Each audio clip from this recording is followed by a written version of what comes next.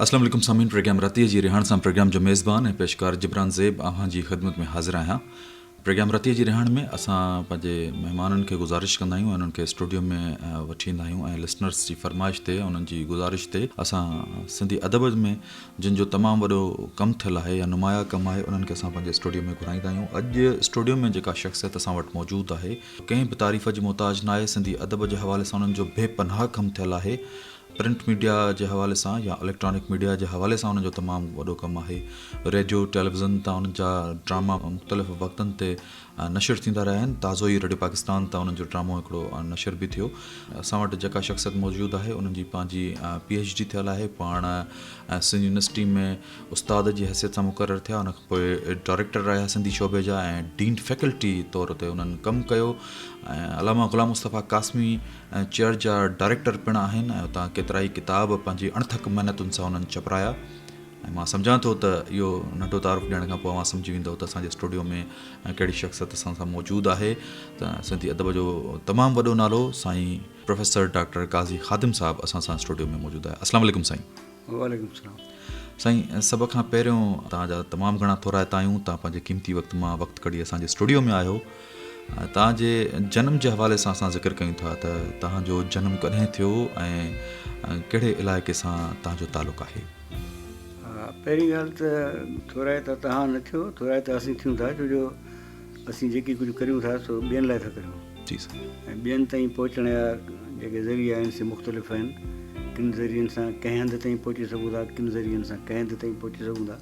Radio हिकिड़ो मुयसरु ज़रियो आहे ऐं अञा ताईं बि असांजा जेके ॻोठ आहिनि, नंढा शहर आहिनि, शहर में बि केतिरनि माण्हुनि खे रेडियो जो शौक़ु आहे ॿुधण जो। ऐं वॾी ॻाल्हि त इहा शइ रिकॉर्ड थिए थी या हिकिड़ी डॉक्यूमेंट थियो थो वञे। ऐं मूंखे ख़ुशी थींदी आहे जॾहिं रेडियो या TV ते मूंखां इंटरव्यू वठंदा आहिनि या अख़बार वारा। पोइ अख़बार वारा बि चवंदा आहिनि त साईं तव्हांजो टाइम था वठूं, टाइम वठो कोन था, त मूंखे टाइम ॾियो था। ऐं मुंहिंजो कमु ई आहे ॿुधाइणु। आउं राइटर आहियां, मुंहिंजो कमु ॿुधाइणु आहे। राइटर तव्हांखे मालूम हुअणु खपे त ड्यूअल पर्पज़ आहे, त ॿुधे बि ऐं ॿुधाए बि, ॾिसे बि ऐं ॾेखारे बि। इहो राइटर जो कमु आहे। त इहा हिकिड़ी ख़ुशी जी ॻाल्हि आहे त तव्हां मूंखे घुरायो। ऐं मुंहिंजे नज़र में रेडियो पाकिस्तान अहिड़ो जीअरो आहे जहिड़ो हमेशह खां हो। ऐं हालात जे बदिलण सां जीअं कंहिं ज़माने में वॾियूं हवेलियूं हूंदियूं, पोइ जॾहिं माण्हू घणा थिया त फ्लैटूं थी वियूं, अञा घणा थिया त माण्हू छितियुनि ते बि रहणु लॻा। त उन में उहो हिकिड़ो अहिड़ो प्रोसेस आहे, सोशल प्रोसेस आहे, सोशल हिस्ट्री जेका सा पंहिंजी चेंज वठे पई।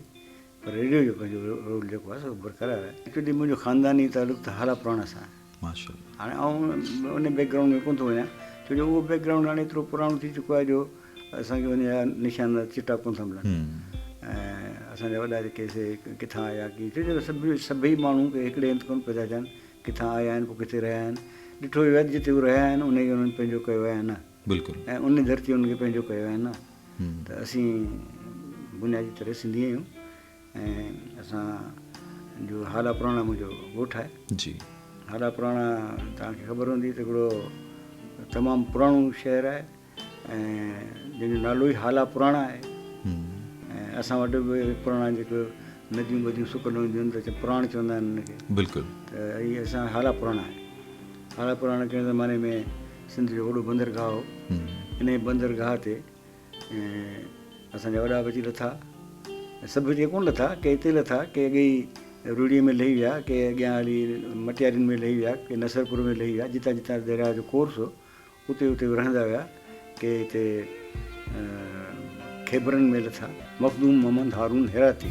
अच्छा। त उहो हाला पुराणे जे शहर जे बंदरगाह ते लथो ऐं उते ई हू काज़िन जो हुन में हिकिड़ो वेड़ो वञी ठाहियो। त मुंहिंजो जेको ॾाढो मीरनि जे दौर जो हो, मीरनि जे दौर में हो, काज़ी अब्दुल कवी ऐं शरीफ़ तख़लुस कंदो हो, फ़ारसी जो शाइर हो। जी। उन दौर जो हिकिड़ो किताबु आहे तकमल ऐं मक़ालात शुरा, उन में हुनजो ज़िक्र आहे। उन में ख़्याल काज़ी साकिन हालकंडी। वरी उनजो पुटु ॼमे थो 1843 में, काज़ी मोहम्मद लाइक। उहो वरी जॾहिं मुख़्तियारकार थिए थो मोरे जो ऐं नौशहरे जो डिप्टी कलेक्टर, त उनजो लिखियलु आहे काज़ी मोहम्मद लाइक मुतवतन हाला कोना। हाणे पीउ हालकंडी कोना, पुटु हाला कोना, ॼाओ त उते ई हुओ। त उन दौर में हू डिप्टी कलेक्टर ख़ान बहादुर हो, डिप्टी कलेक्टर हो। उन हींअर मज़ार आहे। मुंहिंजी वालदा हैदराबाद जी। अच्छा। त इन करे जॾहिं मां ॼाउसि त मुंहिंजो फादर उन वक़्तु हो खिपरे जो मुख़्तियारकार 1945 में, माशाल्लाह। ऐं उन वक़्तु मुंहिंजी हिते पैदाइश थी।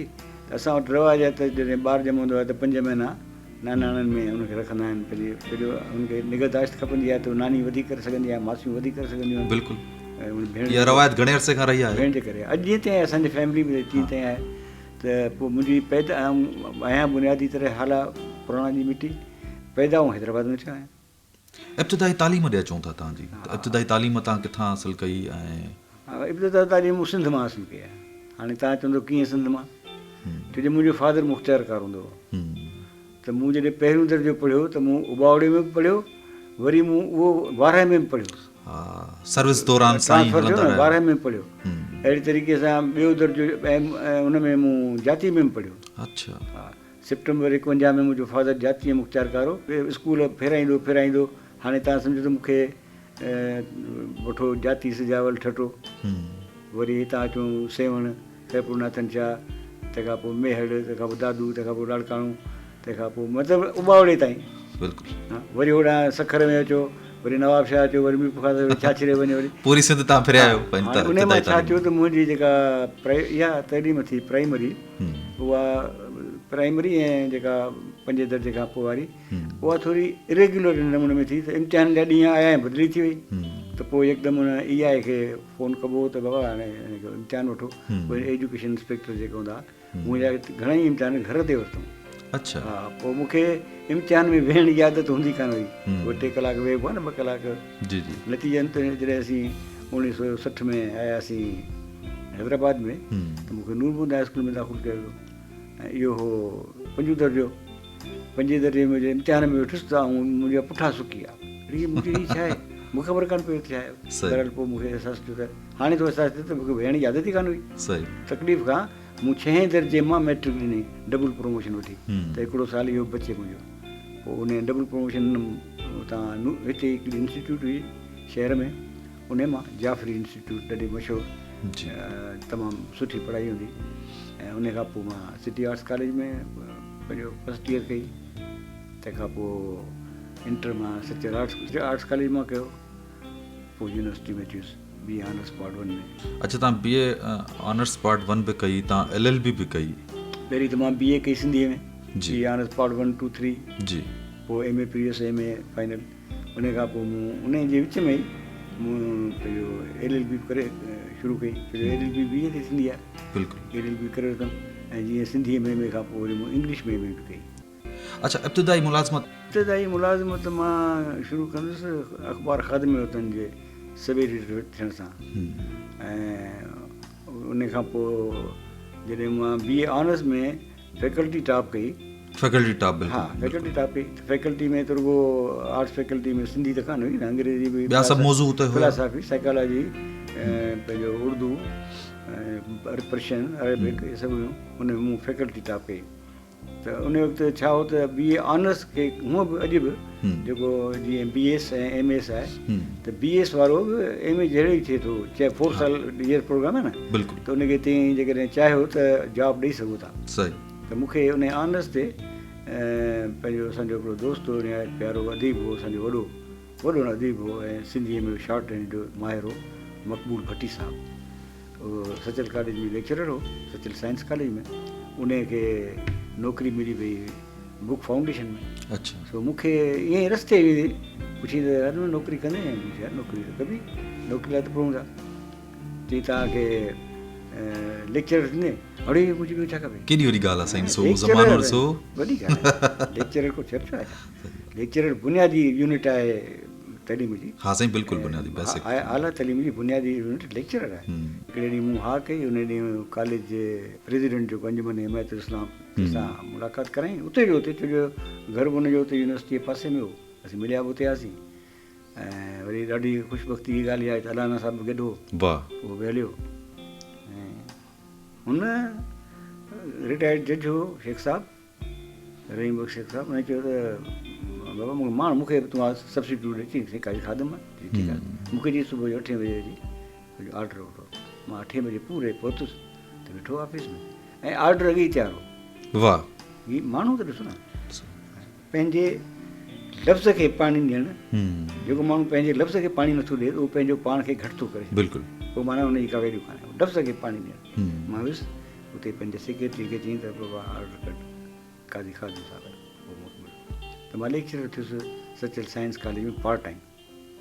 हाणे मां लेक्चरर बि हुउसि पार्ट टाइम ऐं ख़ादिम वतन अख़बार में मां सब एडिटर बि हुउसि। हाणे साईं इहो उहो ज़मानो आहे जॾहिं ख़ादिम वतन मां तव्हां हिकिड़ो पूरो अदबी सुफ़ो कढो था। अदबी सुफ़ो बि मां कढंदुसि, फिल्मी सुफ़ो बि मां कढंदुसि, अच्छा, ऐं मज़मून बि लिखंदो हुउसि, उहे अलॻि सां शौक़ु हूंदो हो असांखे। ऐं हिकिड़ी तव्हांखे दिलचस्प ॻाल्हि ॿुधायां, मुंहिंजो पहिरियों मज़मून हुन में छपियो जेको तर्जुमो हो लैलो निहार मां हिकिड़े मशहूरु राइटर जो, जेको हींअर मूंखे नालो यादि अची वेंदो ॿुधाईंदुसि ज़रूरु। त पंहिंजो तमामु वॾो राइटर हो, हुनजो अदब ऐं बुनियादी इंसानी अक़दार, मज़मून बि तमामु हिकिड़ो भरपूर मज़मून हो। उहो खणी वरी मां छा कयो, अख़बार खणी वञी कराची होटल में वेठुसि, उते वरी मां अख़बार विसारे आयुसि ॼाणी वाणी, वरी वियुसि मुंहिंजो भाइटे मुंहिंजी अख़बार बि आहे, उते जेको वेठो हुउसि उहो असांजो दोस्त हो, अदीब हो पंहिंजो, शायदि शमशेर हो या नासिर हो। मुंहिंजो यार मज़मून पढ़ी मूं वारो, चई हा यार मूं पढ़ियो हुन वारो। हाणे इहा ॻाल्हि त मां कई, पर उन खां साल ॾेढ साल पोइ मूं हिकिड़ो किताबु पढ़ियो बेलमी, उहो हुनजो आहे मोपसां जो। उनजो बि हिकिड़ो किरदारु आहे जेको ॻोठ मां अचे थो शहर में, पोइ कोशिशि थो करे छा राइटर थियण जी कोशिशि थो करे, पोइ हुनजो मज़मून छपिजे थो अख़बार में, उहो अख़बार वठी किथे विसारे ईंदो आहे, पोइ वरी वञी पुछंदो आहे। त मूं ॾिठो त राइटर्स वीचारा हमेशह चाहींदा आहिनि त माण्हू असांखे पढ़नि ज़रूरु ऐं कंहिं नमूने सां, पोइ भले फ्रांस जो हुजे या काज़ी ख़ादिम हुजे, बिल्कुलु। त इहे हिकिड़ियूं दिलचस्प हक़ीक़तूं आहिनि, त उहे ई साॻियूं शयूं। ऐं इन कॉन्टेक्स्ट में मां रुॻो हिकिड़ो ॿी ॻाल्हि करे वञा त हींअर बलराज साइनी जी ऑटोबायोग्राफी पढ़ियमि, त उन चयो मूंखे अर्ल ग्रेज़ चांहि ॾाढी वणंदी। पी.जी. वुडहाउस अहिड़ो राइटर आहे ऐं ब्रिटिशर्स ई हुनखे पसंदि कनि था, त हिन जॾहिं 36 में कई इंग्लिश में MA, त उनखे पढ़ियो, पर पोइ असां इन नालो मूं ॿिए कंहिं माण्हू खां ॿुधो ई कोन हो। अच्छा, पोइ जॾहिं 1963 में मां यूनिवर्सिटी में दाख़िल थियुसि त असांजा उस्ताद अंग्रेज़ हुआ, ब्रिटिश स्कॉलरशिप ते आयल हुआ हिते, हिते स्कॉलर थी कमु कंदा ऐं पढ़ाईंदा, मिस्टर डोनाल्ड पोर्टर। त उन जॾहिं मुंहिंजो किताबनि सां शौक़ु ॾिठो त मूंखे चयो त मिस्टर ख़ादिम तव्हां कॾहिं हीउ पढ़ियो आहे पी.जी. वुडहाउस पढ़ियो? मूंखे चई त पढ़ी ॾिसो, त मूं पी.जी. वुडहाउस जा 5-6 किताब वठी रखिया। पोइ उन्हनि 5-6 किताबनि में मूं ॾिठो त केतिरा अफ़साना हुनजा अहिड़ा, दी मैन अप स्टेयर्स ख़ासि करे उन में, जेके कराची TV तां माण्हुनि पंहिंजे नाले में उहे मज़ाहिया अफ़साना पेश कया, हुनजा हुआ मज़ाहिया राइटर। त जॾहिं मूं पी.जी. वुडहाउस जो नालो ॾिठुमि त हिन पढ़ियो आहे, बलराज साइनी बि, तव्हां ॾाढो ख़ुशि थियुसि, ॾिसो पी.जी. वुडहाउस मूं पढ़ियो आहे, हिन पढ़ियो आहे, हिकु जहिड़ा ई असां में पाण में आहे। बिल्कुलु। वरी मूंखे अर्ल ग्रेज़ चांहि हमेशह वणंदी या हिन जी दार्जिलिंग जी, हींअर बि तमामु सुठी आहे, जेकॾहिं तव्हांखे मिली वञे त पीअंदो त पोइ ॿी चांहि तव्हांखे मज़ो न ॾींदी कॾहिं। अच्छा, ऐं मूं हींअर घुराई बि आहे, पर हाणे ॾिसां पी ॾिसां त उहा ई आहे ॿी आहे। पोइ मूं वरी हींअर जॾहिं पढ़ियो क्वीन एलिज़ाबेथ जे बारे में पढ़ियुमि पिए, त हुनखे अर्ल ग्रेज़ चांहि ॾाढी वणंदी आहे, मूंखे ॾाढी ख़ुशी थी। मुंहिंजो ॾिसो हिकिड़ी शइ जेका मूंखे वणे थी मलिका एलिज़ाबेथ खे वणे थी। इहे हिकिड़ी असांजूं ज़िंदगी। सो मां जे नौकिरी में सचल साइंस कॉलेज में पार्ट टाइम नौकिरी कयमि ऐं ख़ादिम वतन अख़बार में सब एडिटर हूंदो हुउसि, जंहिंमें राति जो न्यूज़ में कमु कंदो हुउसि। ऐं वरी 1967 में मूंखे मुस्लिम साइंस आर्ट्स कॉलेज में बि लेक्चरशिप मिली वई नौकिरी। उहा इवनिंग में हूंदी, सचल वारी सुबुह जो हूंदी।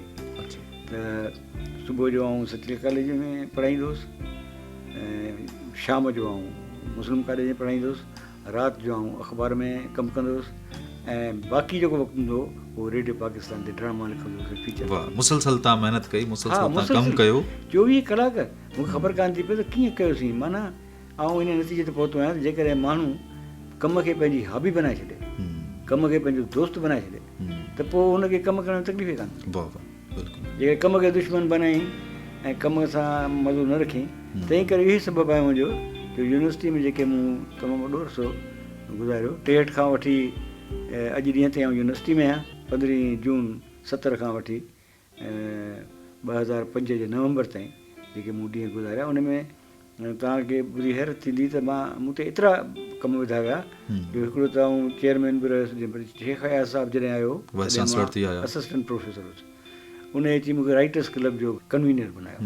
ऐं उन में मूंखे जेका कमेटियूं ईंदी त हीअ कमेटियूं पर प्रिज़ाइड तूं कंदे मूंखे ॿुधाई चई तूं ऑन बिहाफ ऑफ मी प्रिज़ाइड तूं कंदे उन में डीन्स हूंदा डायरेक्टर्स हूंदा माना आउं असिस्टेंट प्रोफेसर मुंहिंजा उस्ताद मुंहिंजा सीनियर ऐं ख़ासि करे लेडीज़ जिन में असांजी मुंहिंजी महताब चना हूंदी हुई आपा अज़ीज़ हूंदी हुई तनवीर जुणेजो हुई ख़ैरुनिसा जाफ़री हुई असां उन वक़्त में तमामु सुठा अदबी इल्मी फंक्शन्स कया उन खां पोइ मूं ते कमु कया त उते मूंखे हिकिड़ो students guidance and counselling services जो एडवाइज़र मुक़ररु कयो जेको मां 20 साल रहियुसि नौकिरी जे एंड ताईं 20 इयर्स आख़िर ताईं जेसिताईं रिटायर थियुसि ऐं उन रिटायर थियण जे दौरान 7 साल आउं डीन रहियुसि हालांकि टेन्यूर 2 साल हूंदा वरी ॿिया 2 साल ॾेई छॾियूं वरी जॾहिं ख़तमु पिया थियनि त नौकिरी ऐं बाक़ी 9 महीना त वरी उहो ॾेई छॾियूं ऐं आउं वधि में वधि पंहिंजे जूनियर्स जी ख़ासि करे पंहिंजे जेको असांजो सपोर्टिंग स्टाफ आहे उनजी वधीक कंदुसि इहो ताईं यादि रखो तव्हांजी सॼी इज़त तव्हांजे सपोर्टिंग स्टाफ में बिल्कुलु तव्हांजो चौकीदार तव्हांजो पटियालो तव्हांजो बोर्ची तव्हांजो ड्राइवर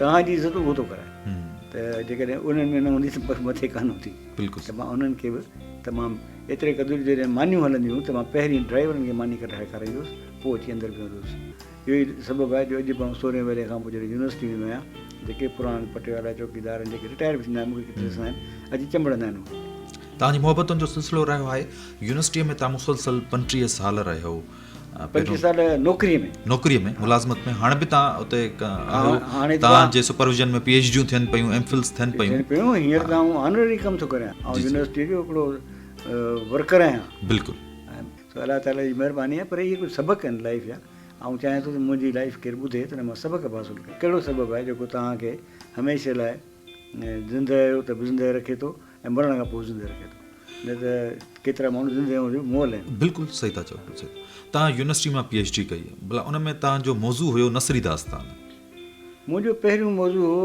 सिंध जे नसरी दास्ताननि जो तारीख़ी पस मंज़र उहो तमामु ज़बरदस्त मौज़ू हो पोइ उन वक़्तु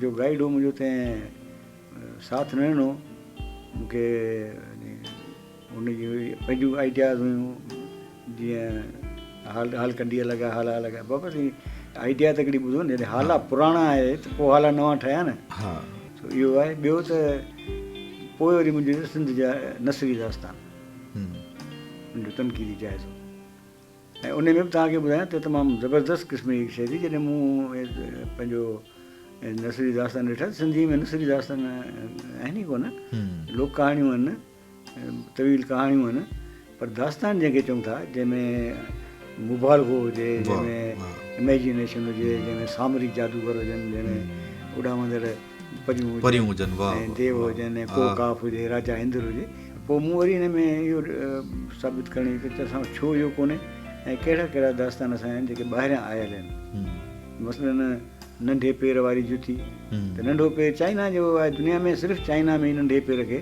आहे इम्पोर्टेंस आहे की लोह जा बूट पाराईंदा ॿारनि खे त पेर वॾो न थिए त उहा सूंहं जी निशानी ऐं अहिड़े तरीक़े सां अजगर त असदा बि चाइना जो अञा ताईं क़ौमी निशान असदा आहे खणी हलंदा आहिनि पंहिंजे हुनमें फेस्टिवल्स में त पाण वटि जेके अजगर आहिनि जीअं पाण वटि हिकिड़ो मागर मछ आहे ऐं हिकिड़ो वागूं आहे इन में फ़र्क़ु आहे माण्हू भाईंदा आहिनि ॿई ॻाल्हि साॻी आहे ईअं न वागूं आहे क्रोकोडाइल मागर मछ आहे जीअं वेल मच्छी आहे न वॾी मच्छी जेका इहा मगर मछ हुई जंहिं मारियो मोरनि जे भाउरनि खे खाई वई त उनखे उन में उन फ़र्क़ु आहे वागूं हिकिड़े माण्हू हिकिड़े वक़्त में खाई सघे थो ॻी बि सघे थो एॾो वॾा वागूं आहिनि त इहे सभु जेके शयूं आहिनि इन्हनि खे मूं उन में ऐं पोइ उन में हिकिड़ो मशहूरु दास्तान हो असां वटि गुले ख़ानदान पोइ असांजे हिकिड़ो ख़ानदान सां कंहिं रिलेटेड माण्हू उनजो पोइ मूं उहो ॻोल्हे कढियो इहा बि सम्झो हिकिड़ी रिसर्च थी हा साईं बिल्कुलु वॾी रिसर्च आहे इहो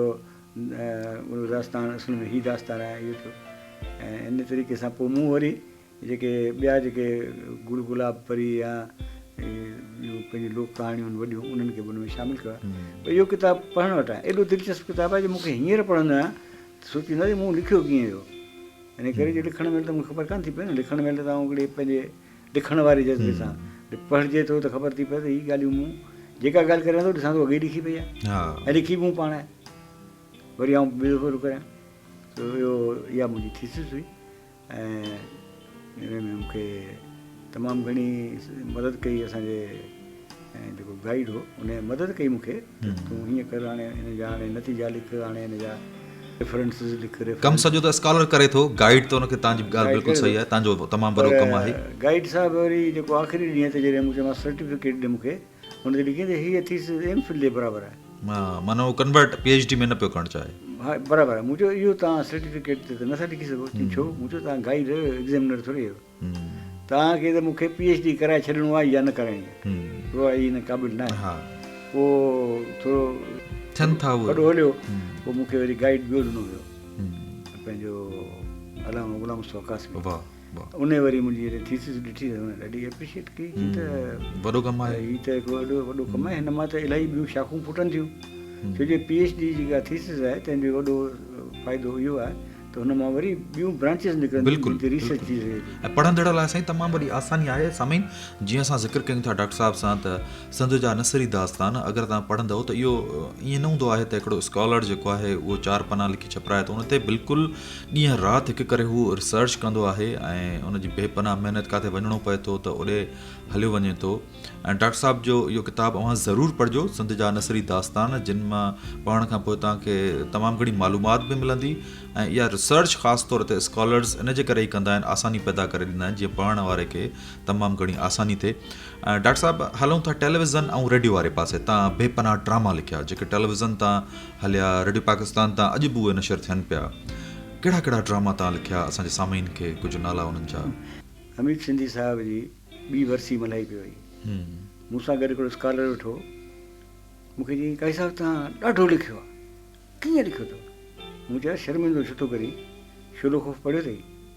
चई हा हिकिड़ो किताबु मुंहिंजो। असां त लिखियो ई कोन्हे, असां त एॾो लिखी न सघिया आहियूं जेॾो असांखे लिखणु खपे।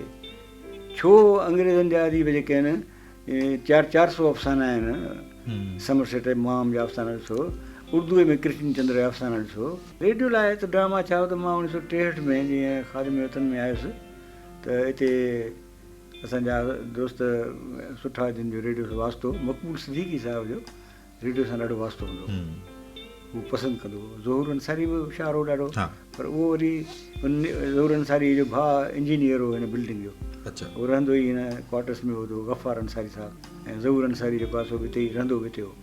पोइ उहे कॾहिं कॾहिं का तकरीर हूंदी त खणी ईंदा, पर उन्हनि रेडियो ॾांहुं ध्यानु कोन हो। मक़बूल सिद्दीकी फीचर लिखंदो हो, अफ़साना निगार हो, असांखां वॾो हो, शेख हयात जो मसर हो, पर भाईंदो ॾाढो मूंखे, हद खां वधीक भाईंदो। रोज़ाना गॾिजी फिल्म ॾिसणु, शाम जो गॾु घुमणु, ॾींहं जो गॾु घुमणु। उन मूंखे चयो छो नथो इहे नंढा स्क्रिप्ट्स लिखी। ऐं उन वक़्तु हिकिड़ो पूंज नाले हिकिड़ो अफ़सानो विछाए थो, रेडियो तां ब्रॉडकास्ट कयो हुनखे, त असां हिकिड़ो त उहो, ॿियो असांखे इंसेंटिव हो पैसनि जो, 10 रुपया मिलंदा हुआ न स्क्रिप्ट जा।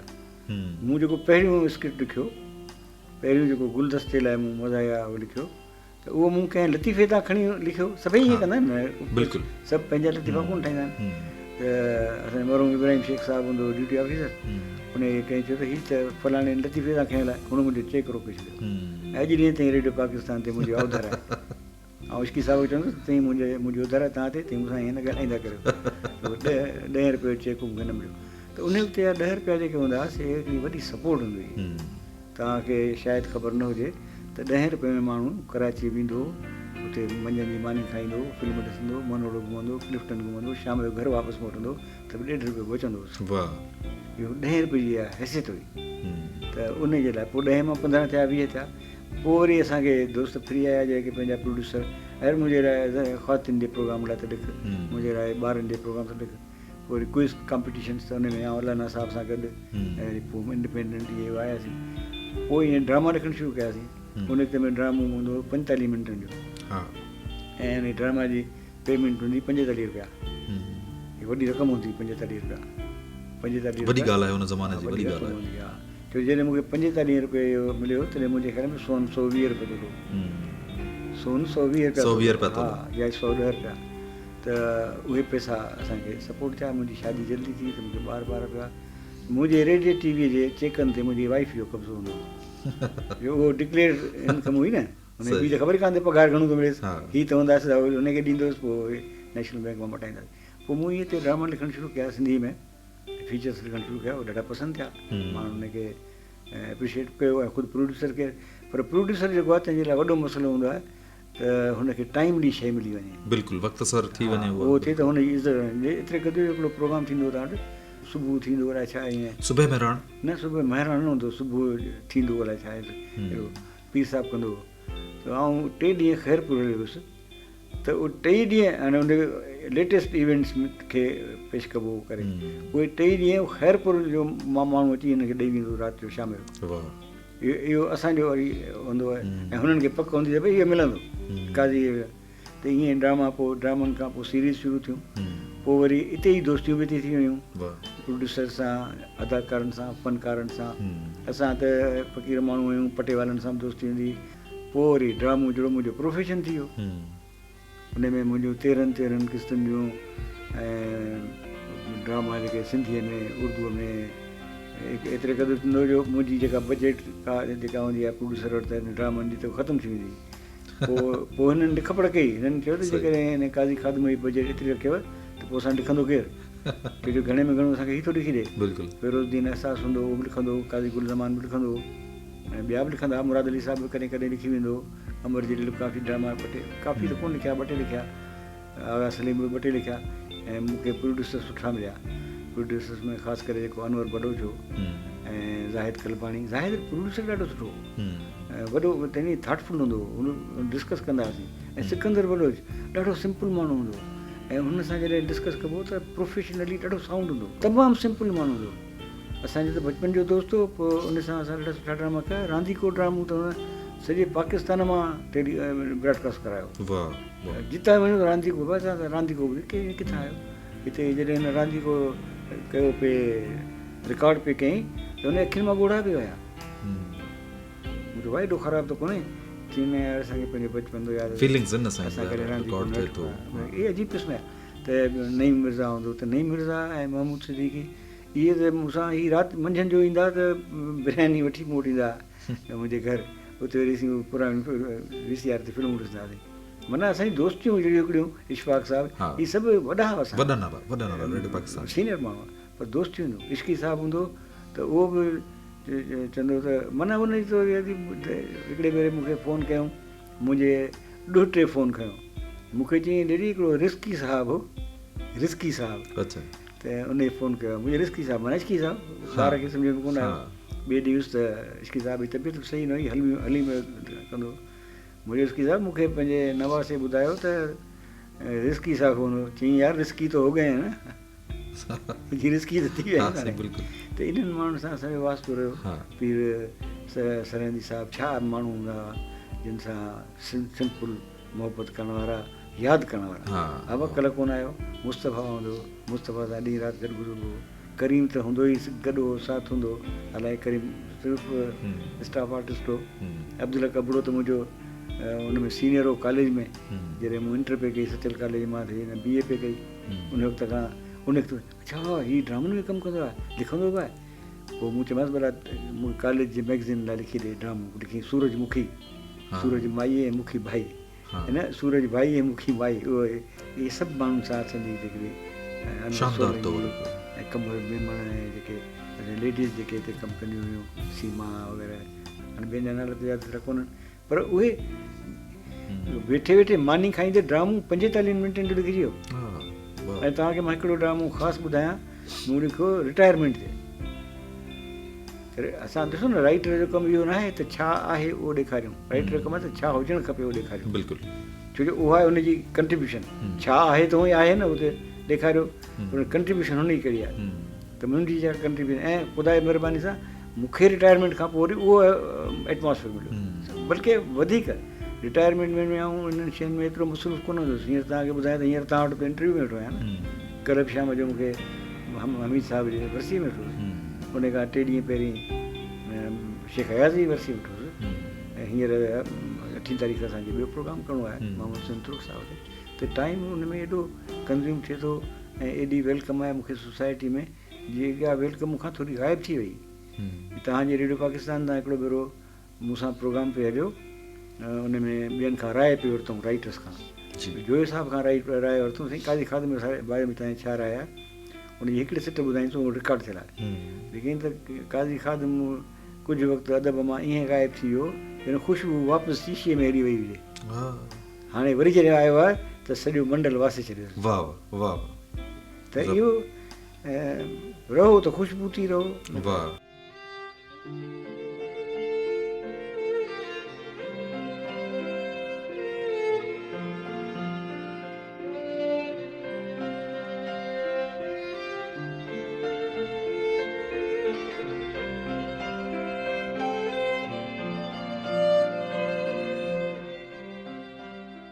डॉक्टर साहब, तव्हां सिंधी अदब में कहाणियूं बि तमामु घणियूं लिखियूं, उहे तव्हांजा मजमूआ छपियल आहिनि, नाविल ते तव्हां कमु कयो, तर्जुमनि ते तव्हां कमु कयो आहे माशाल्लाह।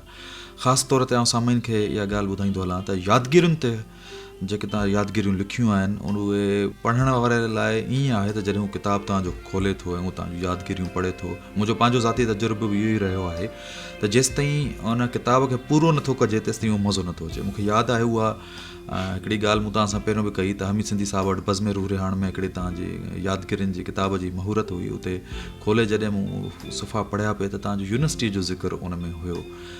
मूंखे दिलि न पियो चयो त उन प्रोग्राम में किताब बंदि करे प्रोग्राम ॾांहुं ध्यानु ॾियां, छाकाणि तव्हांजी यादगिरियुनि खे जॾहिं पढ़िजे थो त दिलि चए पई त उन किताब खे पूरो कजे।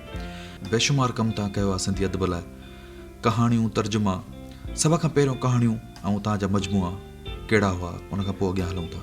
पहिरीं ॻाल्हि त इहा ॿुधायां त जॾहिं नदी पहाड़नि मां निकिरंदी आहे, जेके नदी पोइ थी बंदि थिए पर पहाड़नि मां झरननि जे सूरत में निकिरंदी आहे, पोइ जितां पथर मां हुनखे सुराख नज़र ईंदो आहे उतां निकिरंदी पई आहे हेॾां खाॿे ते साॼे ते, ऐं उहो निकिरी पोइ वरी हेठि किथे जम थींदी आहे, पोइ अॻियां हलंदी आहे, पोइ वरी ॿिए हंधि जा झरना उहे बि अची हुन में जमा थींदा आहिनि, वरी टे हंधि जा वरी अॻिते हली नंढियूं नंढियूं नदियूं हुन में शामिलु थींदियूं आहिनि, पोइ सिंधु ठहंदो आहे। बिल्कुलु। त आउं इहो सम्झां थो त इहे सभु मुंहिंजियूं कोशिशूं हुयूं कुझु लिखण जे लाइ। इहे अवाइली जेके मूं अफ़साना लिखिया, ॾिसो अफ़साने में आउं ॾुख वारो वाक़ियो लिखी नथो सघां, मजबूरी आहे मुंहिंजी। ऐं विलियन वारो कैरेक्टर लिखी थो सघां, जंहिंखां सवाइ कहाणी कंप्लीट थी नथी सघे, छो जो कहाणी जो असुल हीरो त विलियन हूंदो आहे न, जंहिंजे करे कहाणी बनबी आहे। बिल्कुलु। जे विलियन न हुजे त कहाणी कीअं थी, कमु हली वेंदो। त मुंहिंजे नज़र में विलियन ई असली हीरो हूंदो आहे, बिल्कुलु उहो नथो लिखी सघां। मूं पंहिंजा नाविल जॾहिं पंहिंजा लिखिया, प्यार ऐं सपना लिखियो, दर्द जी ख़ुशबू लिखियो, रोमेंटिक नाला आहिनि, प्यार ऐं सपना, दर्द जी ख़ुशबू। दर्द जी कॾहिं ख़ुशबू थी न सघे न, दर्द आहे पर उनजी बि हिकिड़ी ख़ुशबू आहे। अफ़साना त मां शुरू कया न 1966 खां 63 में मुंहिंजो पहिरियों अफ़सानो छपियो आहे सचल कॉलेज जी मैगज़ीन में, पंहिंजे तोहफ़े जे नाले सां, ऐं उर्दू अफ़सानो मिलन जे नाले सां। अच्छा। ॿई करे छपिया आहिनि। ऐं 63 में ई मुंहिंजो किताबु शम रंग में जलती है सहरों तक इहो छपियो आहे अगस्त 63 में, ऐं 63 में ई मुंहिंजी शादी थी आहे, त इन 62 में इहे किताब छपिया, ऐं 63 में मुंहिंजा इहे अफ़साना छपिया, त मुंहिंजी अदब ऐं शादी गॾु गॾु हलिया। इहो बि हिकिड़ो अजीब इतफ़ाक़ आहे। उन में तंहिंखां पोइ मूं अफ़साना लिखिया, ऐं मूं जेके 20-25 अफ़साना लिखिया उहे छपिया समुंड कुसमुंड जे हुन में। सो मां उन खां पोइ वरी शाइरी बि कई, शाइरी बि इलाही सारी कई, सुहिणी में छपिजंदी रही, महिराण में छपिजंदी रही, नई ज़िंदगी में छपिजंदी रही, ॿियनि नए नियापे में वग़ैरह में, पर उन ॾांहुं बि मुंहिंजो ध्यानु कोन हुयो। उहे बि थॉट प्रोवोकिंग लाइन्स आहिनि, तव्हां पढ़ो त तव्हांखे ओॾी महिल उन ख़बर पवंदी त हिन जी माना किथे आहे। पोइ वरी मूंखे मज़ो न आयो, मज़मून लिखणु शुरू कयुमि, मज़मूननि में बि मूंखे जॾहिं मूं पंहिंजो यादाश्त जो किताबु लिखियो, यादगिरियूं जो पहिरियों, त उन खे मूंखे लॻो त मूंखे रियल चैनल मिली वियो आहे, छो जो मूंखे कूड़नि वाक्यनि गॾु करण जी ज़रूरत ई कान्हे। साईं, तव्हांजूं यादगिरियूं एॾियूं ख़ूबसूरत आहिनि, मूं ज़िक्र कयो त जे किताबु खणिजे त जेसिताईं पूरी न पढ़िजे बंदि करण ते दिलि नथो चए। पर इन ख़ूबसूरतियुनि में तव्हांखे ख़बर आहे केॾा दर्द समायल आहिनि। हा, बिल्कुलु बिल्कुलु। ऐं कहिड़ियूं शयूं आहिनि जेके मूं इन्हनि में मौजूदु आहिनि, कजनि थियूं, पर छा आहे त जेको दुनिया जा वॾे में वॾा जेके मज़ाहिया किरदार पैदा थिया, चार्ली चैपलिन समेत, ऐं जेके असांजे पाकिस्तान में बि आहिनि, उन्हनि जी ज़िंदगी कहाणी पढ़ंदो त उहा ॾाढी तकलीफ़ न गुज़री आहे, छो जो उहे हीअ जेका मुस्कुराहट आहे सा लिकाए थी असांजे दर्द खे। हा बिल्कुलु। ऐं जेकॾहिं माण्हू मजबूर थी वेंदो आहे पोइ टहक थो ॾिए, जो टहक जी का माना ई कान्हे, पोइ मजबूरीअ खां थो ॾिए, ऐं उहो ख़बर रहे न की उहो ख़ुशीअ मां पियो ॾियां, पर न हुनखे कुझु चवण लाइ लफ़्ज़ कोन्हनि, टहक थो ॾिए। त इहा मुस्कुराहट जेका आहे सा मूंखे हिन में यादगिरियुनि में नज़र आई, छो जो इहो सभु जेको आउं पढ़ां पियो उहे सभु त यादगिरियुनि में मौजूदु आहे। इन में मुंहिंजो पाड़ो मौजूदु आहे, हा मुंहिंजो ॻोठु मौजूदु आहे, मुंहिंजो शहर मौजूदु आहे, हैदराबाद शहर सॼो किताबु आहे मुंहिंजो। त उन में इन में हाणे ॾिसो मूंखे कॾहिं कॾहिं अजीब अजीब ख़्याल ईंदा आहिनि। मसलन कराची में असां समुंड जे किनारे ते बीठासीं, मां ऐं मुंहिंजो वॾो भाउ मरहूम मुश्ताक कुरैशी। मुंहिंजे पास मूंखे चई साम्हूं ॾिस जेके ॿेड़ा बीठा आहिनि न जहाज़, हीअ फ्रांस जा जहाज़ थी, इटली जा जहाज़ थी, यूनान जा जहाज़ थी, तोखे कैमरा में घुमाइण वठी हलंदुसि। हू सिविल एविएशन में डायरेक्टर फाइनान थो, हुनखे एक सेशन हुई, उहो चली वेंदा हुते। चई हुते दुनिया ई बि आहे मुंहिंजे पर हेॾां यार छा थो नज़र अचे, इहो शहर आहे छा आहे परे खां रुॻो बतियूं बतियूं बतियूं बतियूं, हिकिड़ी हिकिड़ी बिल्डिंग में 100 फ्लैटूं, हिकिड़े हिकिड़े फ्लैट में 4 5। मूं चयो मरगो कंहिं हिकिड़े फ्लैट जी कहाणी ॿुधाए छा थींदो हूंदो। पोइ मुंहिंजो यार काश मां इन हर फ्लैट में मां हुजां, इन हर घर में मां हुजां। चई इहो कीअं थींदो, इंसानु हर घर में कीअं थींदो। मूं चयो ख़बर न आहे, जीअं तूं हर जहाज़ में पहुची वई त आउं वरी हर घर में पहुची वञा। त इहो जेको आहे तव्हां हिननि यादगिरियुनि में हर घर में पहुची था वञो। बिल्कुलु तव्हां मां उस्तादनि खे बि कोन छॾियो आहे, मूं वकीलनि खे कोन छॾियो आहे, मूं नबी अहमद जो जेको ज़िक्र कयो आहे तव्हां ॾिसो, नबी अहमद खे केरु थो यादि करे। बिल्कुलु नबी कलू पकोड़े खे माण्हू यादि कंदा, नबी अहमद खे केरु यादि कंदो करे। छा अजीब माण्हू हो, हिकिड़ो इज़त वारो माण्हू। तव्हांजो सेक्रेटरी हूंदो, प्रोग्राम सेक्रेटरी, पर मुराद साहब चवंदो, मुराद साहब ये बात जो न ये ग़लति है, ये न करें इसको। मुराद यार ॾिस मूंखे थो चए, मूं चयो माना सचो आहे न, कूड़ो हुजे त लिकाए वञे।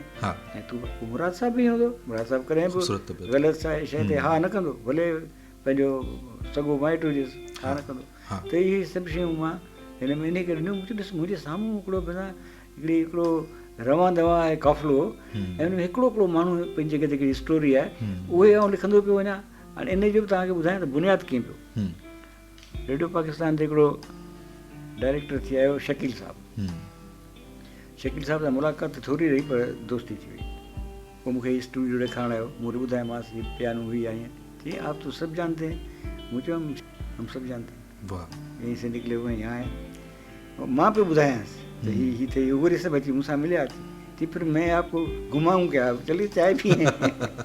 पोइ दोस्त थी वियो। पोइ जॾहिं तव्हां रिटायर थियो, माना हितां ट्रांसफर थियो, मूं उन जी मानी कई। मानी में 3 ॼणा हुआ, इश्की साहब, मुराद साहब ऐं शकील साहब। उते शकील साहब चयो, काई साहब आप पहले शख्स मुझे मिले हैं ज़िंदगी में जिसने रिटायर होते वक्त मुझे दावत की है।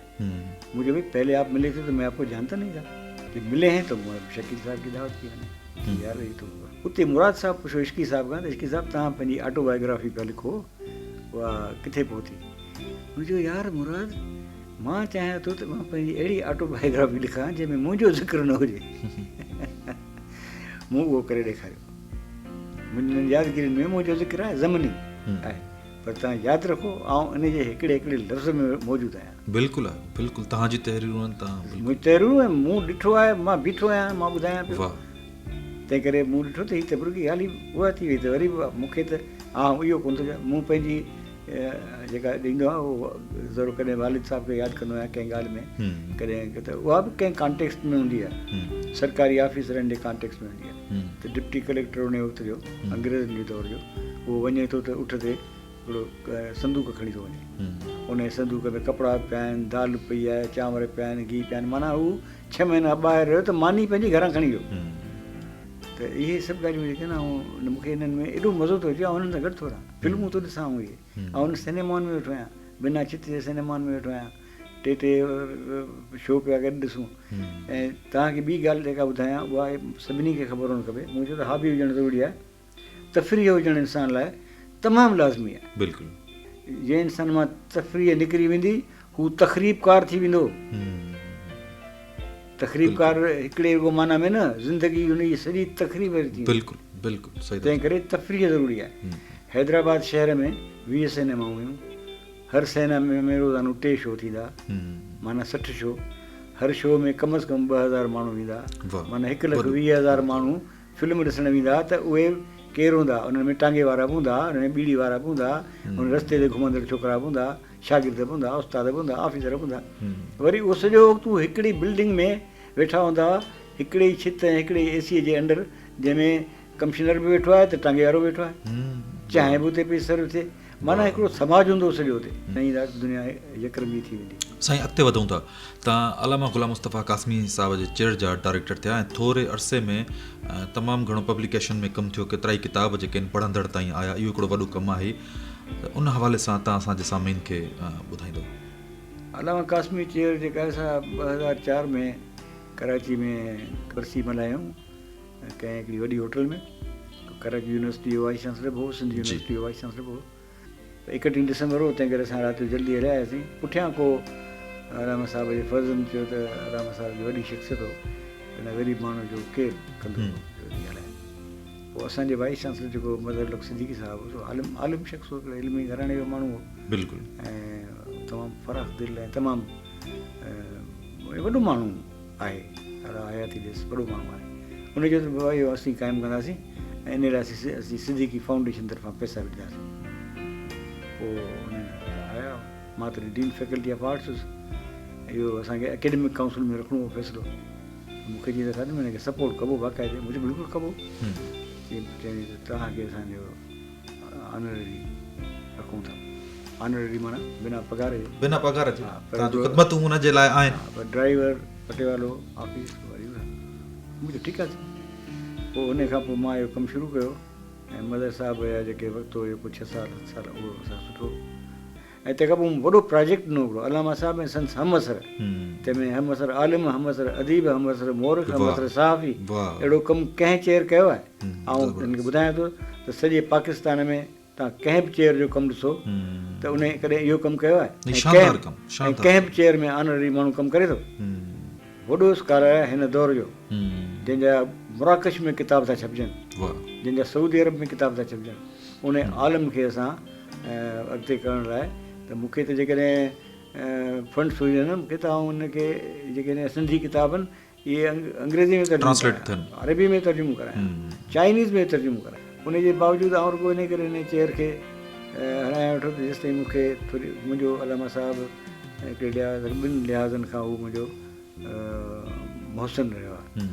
त लेक्चरर थियो त मुंहिंजी रिकमेंडेशन अलामा साहिबु कई ऐं अलामा साहिबु विज़िटिंग प्रोफेसर हो। हीअ चेयर जेका आहे सा बिना क्लार्क जे हले पई, बिना टेलीफोन जे हले पई, बिना कंहिं फोटो स्टेट मशीन जे हले पई, बिना कंहिं कंप्यूटर जे हले पई ऐं कमु थिए पियो।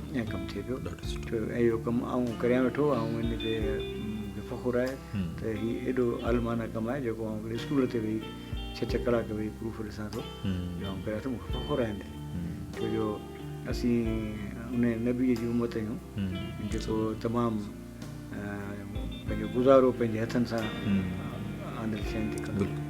असीं उन्हनि माण्हुनि मां न आहियूं जेके पराए रत ते ऐं पराए सत ते पलिजनि। ऐं पंहिंजो कमु पाण करणु ॼाणंदो आहियां। उन सां गॾु तव्हां ॾिसो त मां पंहिंजा किताब बि लिखां पियो, मां तव्हांजी रेडियो खे फीड करियां पियो, मां तव्हांखे बि मुंहुं ॾियां पियो। न त जेकॾहिं मुंहिंजी दिलि में का पिकाई हुजे या कचाई हुजे त इंटरव्यू न ॾियां। बिल्कुलु बिल्कुलु, मूंखे ख़बर आहे त इहो दस्तूर अथव। यकीन ॼाणो त सच ॻाल्हाईंदड़ खे सेटिस्फेक्शन त मिलंदी पर फ़ाइदो कॾहिं न मिलंदो, यादि कयो। पर इन में सम्झो त उहा सेटिस्फेक्शन जेका आहे तंहिंजी का क़ीमत ई कान्हे, का क़ीमत ई कान्हे। बिल्कुलु अलामा कासमी चेयर पंहिंजो कमु करे पई। हींअर असीं किताब छिपरायूं पिया अलामा साहिब जा क़ुरान फ़हमीअ बाबति मज़मून। वाह, वॾो कमु आहे, तमामु वॾो कमु आहे, तमामु वॾो कमु आहे। कासमी साहिबु मुसलसल कमु कंदो रहियो, नेक नियतीअ सां कमु कंदो रहियो ऐं हर शइ जेका आहे सा उहो बग़ैर पढ़े हुन का ॻाल्हि न कई आहे। हुनजे किताबनि में अॼु जो नौजवान अगरि पढ़े त कोड़ कासमी साहिबु पासो न छॾियो आहे, हर शइ मौजूदु आहे। सिंधी वारनि जी कंटिन्यूएशन आहे। ऐं हिन जो असां जेको हिन साल असां वरसी हिन साल मल्हाईसीं। साईं हाणे अचूं था तव्हांजी ज़ाती ज़िंदगीअ वारे पासे, त तव्हांखे औलाद केतिरो? 3 पुट 3 धीअरूं आहिनि ऐं सभई पढ़ियल आहिनि ऐं उन्हनि जो औलाद आहे माशाल्लाह पंहिंजे पंहिंजे कमकार सां आहिनि। हिकिड़ो मुंहिंजो पुटु यूनिवर्सिटी में आहे पंजाब में, हिकिड़ो नेशनल सेविंग्स में आहे, हिकिड़ो वकील आहे। भई पंहिंजे पंहिंजे पढ़नि सभु मूंसां था। जॉइंट फैमिली में तव्हां रहो था? फैमिली जहिड़ो जॉइंट, हालांकि इंडिपेंडेंट फैमिली पर जॉइंट रहूं जॉइंट हिकिड़ो ई घर आहे, यूनिट अलॻि आहिनि। तव्हांजा फ़ोटो कॾहिं कॾहिं असां फेसबुक ते ॾिसंदा आहियूं त पंहिंजे ॾोटनि पोटनि सां गॾु माशाल्लाह तमामु घणो प्यारु कयो था, कॾहिं जॉइंट फैमिली जो फ़ोटो रखंदा आहियो, इंतिहाई सुठी ॻाल्हि आहे। ॻाल्हि छा आहे त ॾींहं मां ॾींहों भरंदो आहे।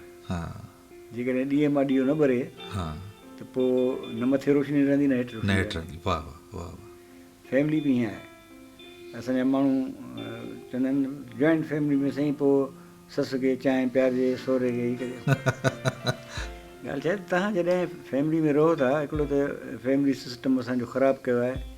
जेके चवनि अॼुकल्ह इहे हले पियो त असांखे माइट जेके आहिनि से असांखे मर्ज़ीअ जो पहिरीं त इहो हूंदो मर्ज़ी सां शादी करणु कोन था ॾियनि, हाणे त मर्ज़ी सां निकिरणु कोन था ॾियनि, मर्ज़ी सां पढ़णु कोन था ॾियनि। इहो सिस्टम जेको आहे सो हाणे दुनिया मां ख़तमु थी वियो आहे।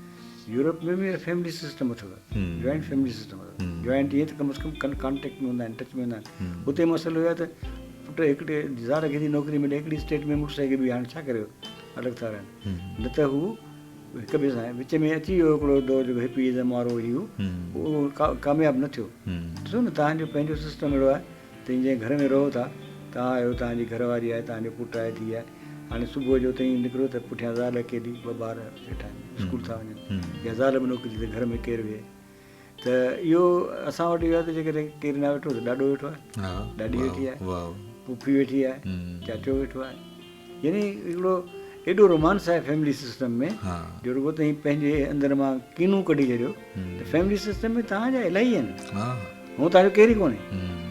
सुबुह उथी मुड़ुसु पाण पहिरियों तरे खाई पियो वञे, पुठियां ज़ाल थी चांहि पी पई वञे, त इहो त पोइ कमाई जी मशीन हुयो। पोइ तव्हां कमायो ऐं ॿिए हंधि हॉस्पिटल में वञी रहो। फैमिली सिस्टम जो असांजो घर में केरु ॿाहिरि हूंदो आहे, किथे हूंदो आहे, त असांजो सॼो ॿिया वेठा आहिनि। मां तव्हांखे ॿुधायो हेतिरो तव्हां मसरूफ़ रहंदो हुउसि त कॾहिं ॿारनि खे मूं खयों कच्छ ते, पोइ मुंहिंजा भाउर खणंदा, मुंहिंजा चाचा खणंदा, बाबा हुननि सां गॾु हूंदो, हुन सां मानी बाबा सां खाईंदा। हुननि खे पंहिंजो ॾाढो यादि आहे, हुननि खे पंहिंजा चाचा बि यादि आहिनि। हर माण्हू सां हुननि जी हिकिड़ी एफिलिएशन आहे। साईं, तव्हां असांजे सामाइन खे छा प्रोग्राम जे आख़िर में मैसेज ॾींदो हुयो की हुननि सदाईं तव्हांखे पढ़ियो आहे, तव्हांजा ड्रामा ॿुधा आहिनि, तव्हांजा ड्रामा ॾिठा आहिनि, उन्हनि जे लाइ छा मैसेज हूंदो तव्हांजो? मुंहिंजो हीउ सॼो जेको तव्हां सां गुफ़्तगू थी आहे सो सामाइन खे मैसेज आहे। ऐं बल्कि आउं विच में चवंदो रहियो आहियां त हीअं मुंहिंजी आइडियाज़ आहिनि त ज़िंदगी हीअं गुज़ारिजे। पर ॻाल्हि त हिकिड़ी त तव्हां पंहिंजो कमु कंदा रहो ऐं नवनि तरीक़नि खे अडॉप्ट कंदा रहो, माहौल सां गॾु हलणु सिखो, वक़्त सां गॾु हलणु सिखो, ऐं पंहिंजे पुराणी रीतियुनि रस्मुनि खे बरक़रार रखो। ऐं जेको हिकिड़ो सिस्टम कुदरत पैदा कयो आहे त हथ सां मानी खाइजे, पेर सां हलिजे, अखियुनि सां ॾिसिजे, उनखे डिस्टर्ब न करियो। हथ सां ॾिसी कोन सघंदो ऐं कन सां सूंघे कोन सघंदो, इन जी माना सम्झो पिया न? बिल्कुलु बिल्कुलु। त जेको तव्हांखे कमु मिलियल आहे तव्हांजे कुदरती तरह नेचुरल, उनखे डिस्टर्ब न करियो ऐं रिश्तनि जे तक़दुस खे बहाल रखो। हीअ मर्द हीअ औरतूं न चओ, ॿुधायो त मुंहिंजो भाउ आहे, मुंहिंजो सौटु आहे, मुंहिंजो चाचो आहे, मामू आहे, ऐं हू चए थी मुंहिंजी मासी आहे, मुंहिंजी पुफी आहे।